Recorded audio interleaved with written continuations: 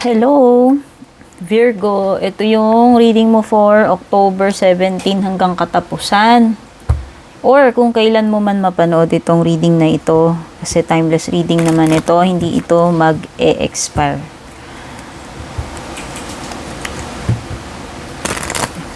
Yan. Kumusta kayong lahat? Sana kayong lahat ay okay. A big shoutout na lang sa lahat ng nanonood sa atin dito sa Pinas at abroad. Shoutout na rin sa ating nag-avail ng subscriptions and memberships, pati na rin sa mga nag-avail ng private readings ko, yung mga suki ko dyan. Ayan, maraming salamat. Kung interesado kayo about my private reading services, panoorin nyo yung video hanggang dulo or pakibasa yung description above or below. So, ano ba yung mga surrounding energies sa'yo? Ano mga ganap, mga dapat mong malaman October 17 to 31 Virgo, Sun, Moon, Rising, Venus signs or cross watchers. Meron kang whip rider.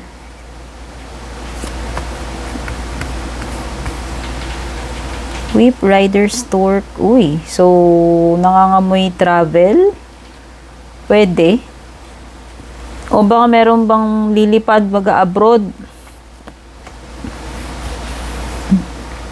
May paglipad paglipad or pag-angat, may movement. Okay, beware yung mga mahilig abuso ng katawan nyo, yung mga mahilig magpagod, mag-overwork, o baka magkaroon kayo ng burnout, o baka magkasakit. O pwedeng iba, especially kung lalo kayong, lalo. Virgo, pasensya naman ako yung nabubulol, natataranta ako sa reading mo. Joke lang. Pero hindi. May mga nai-stress siguro sa inyo. Yan. Pwedeng overworked, too much stress. Yan naman yung usually cause ng pagkakasakit, diba? Pagkapagod. Okay. Uy, mukhang may mga pagtatalunan dito. Debate. Ayan, hindi ko alam kung saan itong debate na to? Sa bahay nyo ba to? Sa inyong mga magkakaibigan? Sa workplace ba yung debate na yan? Pero there is some kind of debate or conflict. Oo nga, parang bugbog na bugbog ka dito. Kaya siguro iba sa inyo pwedeng magkasakit. Oo, there is too much physical exertion. Hindi ko alam ano ba ang physical na ginagawa mo. Ayan, pero meron ditong something na physical, merong pananakit ng katawan. Baka nag-gym ka, ewan ko anong ginawa mo, nagkargador ka ba ng maghapon? Basta may muscle pains, yan, pwedeng magkaroon ng mga muscle pains or pains kung saan man yan sa katawan mo. Pagkapagod, yan. Merong mga bagay dito na mahirap ma-accomplish. Kailangan mo talaga ng hard work or labor. Yan yung nafe-feel ko. Okay, baka iba sa inyo may naabangan kayong deliveries. Yan. May mga in-add to cart ba kayo? Kasi parang may mga parcels dito. Delivery, parcels. Sabi ko nga, pwedeng may pupuntahan, may travel. O iba, pwede may pagsakay sa airplane. Expect mo na may mga yan, kung naghihintay ka ng email, phone calls, mga messages, pwede rin, dala-dala ni rider yan, for sure. Ito, si mensahero natin. Okay? Pwede rin yung iba, meron kayong i-move. Ayan, siguro baka iba naglilipat kayo ng bahay, o ewan ko, naglipat ba kayo ng tindahan, ng bahay. Kasi meron something na pag-move out, paglipat, and then pagod na pagod. Sabi ko nga, nagkargador ka ba? Bakit sumakit yung katawan mo, Virgo? Pero parang, ewan ko, may mga nire-rearrange ba kayo dyan sa bahay nyo? O basta meron something about paglilipat, whether lilipat ka ng bahay, lilipat ka ba ng workplace, yan.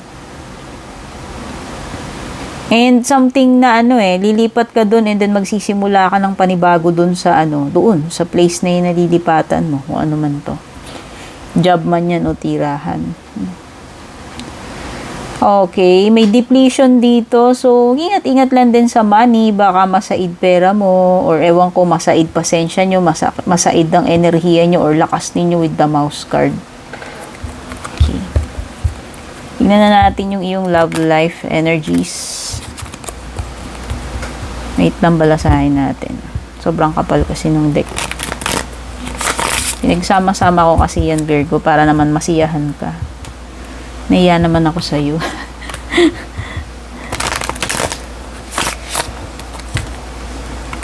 Ayan. So, try na natin kumuha. O, para sa love life ni Virgo, anong meron? Anong latest chika? Oop.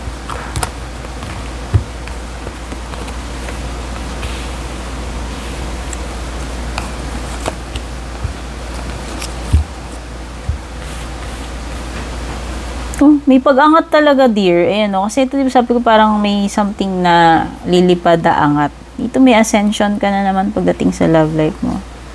Ah, okay. It's parang may realization na napipil ko eh.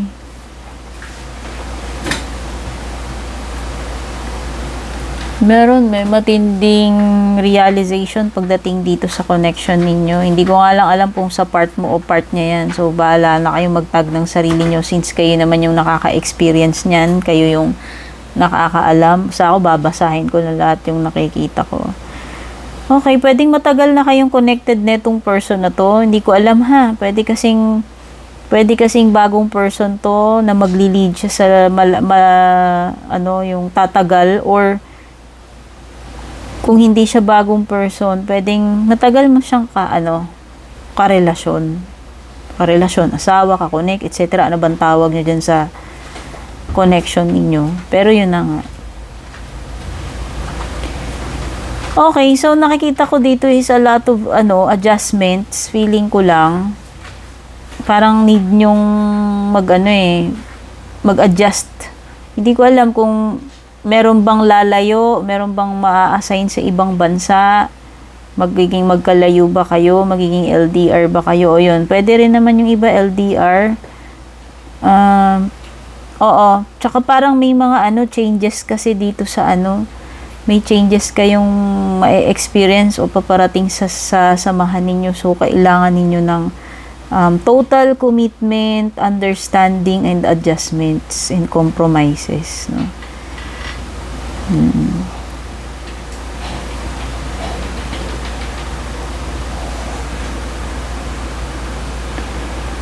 Okay, meron bang mga, parang meron something na darating sa inyo. It's an intervention dito sa connection ninyo. Hindi ko alam kung ano tong pangyayari na to, pero parang merong something na mangyayari or nangyari, and then yun yung magpapa-make realize sa'yo or sa inyong dalawa.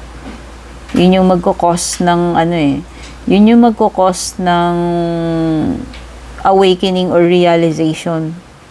So, parang nafe-feel ko dito is mala judgment card in a way, and also mala tower energy, parang ganun. Pero yun na nga, etong bagay na to is happening or will happen sa inyong dalawa, and kailangan ninyo lalo mas maging understanding of each other and dun sa situation. And then sabi ko nga, pwedeng may mga necessary changes, adjustments, or compromises na kailangan yung gawin for this relationship to be able to survive or to work. Ayan. So, pupunta tayo na ibang messages for you, Virgo.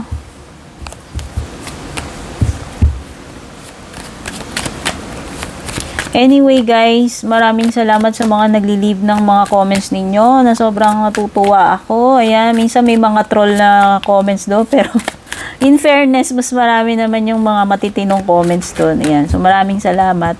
Malaking bagay po sa akin yung mga likes, shares, lalo na yung mga shares na yan, kasi mas malayo yung nare-reach ng mga readings natin na makarating din sa iba na need marinig yung mga messages or guidance natin.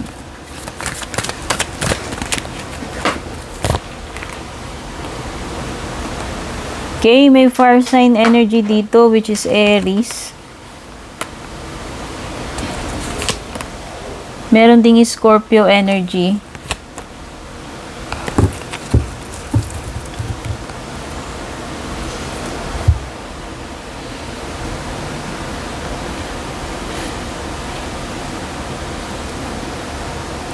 Pwedeng may situation na most likely to affect your feelings, hindi ko alam, or totally mali-let down ka, nakakalungkot para sa'yo, or depressing.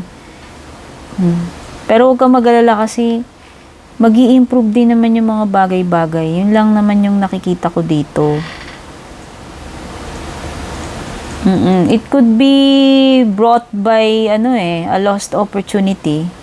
Yung disappointment mo dito sa Five of Cups, yung sama ng loob mo dyan, ewan ko, or frustration mo, parang hindi ka hindi mo makalimutan, hindi ka makaget over dun sa nangyari na yun. Pero it's like a missed opportunity. Hindi ko alam kung opportunity ba to sa career, sa business mo, or sa love life mo, pero it's something na napalagpas mo, or ewan ko, parang na-wasted.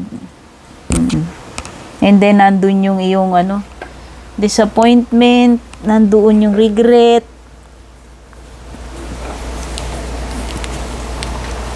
Sadness. May loss kasi, parang may something na nawala. Nasayang nga, diba? Sabi ko nga na-wasted, napalagpas. Parang ganun. Okay. So, nakikita ko naman dito is, pwedeng may naa-attract sa'yo dito, isa pa. Parang may naa-attract sa'yo or naa-attract ka dito. Tao man yan o hindi ha. Pero kung tao yan, it involves fire sign, Aries.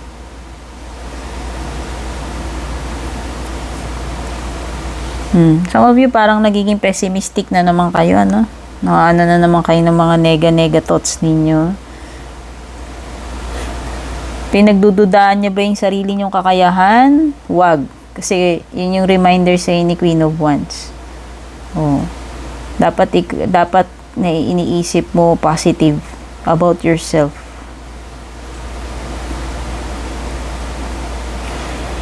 Okay. May mga dito. Oo, hirap. Ang nakikita ko, hirap maka-move forward. Yun yung nakikita kong energy. Dito sa Judgment mo at saka sa Five of Cups. Oo nga, meron something dito na na miss mo yung tawag niya. What I mean by missed. Sorry, M-I-S-S-E-D. Napalagpas.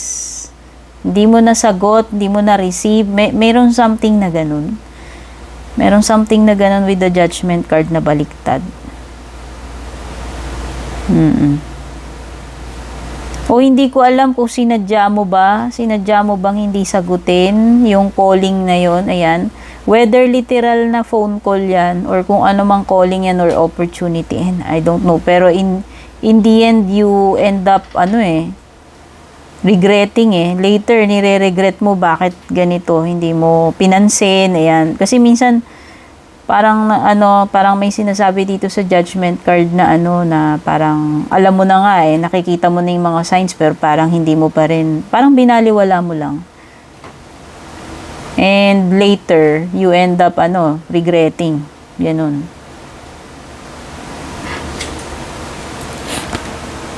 So, yan yung mga nahugot ko, na mga energies dito sa reading mo, Virgo. Sana makatulong sa iyo yan. Babush, take care.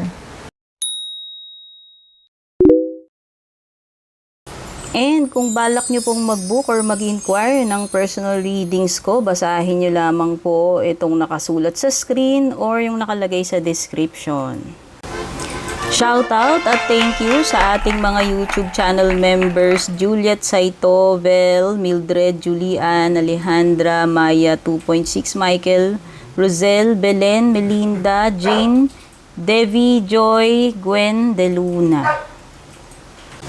Shoutout and thank you rin sa ating mga FB page subscribers, Alicia, Aida, Jovel, May, Ann, Jennifer, Jane, Aida, Aluwa, Emilu, Melinda, Grizel, at ang pinakabago si Shay Santos.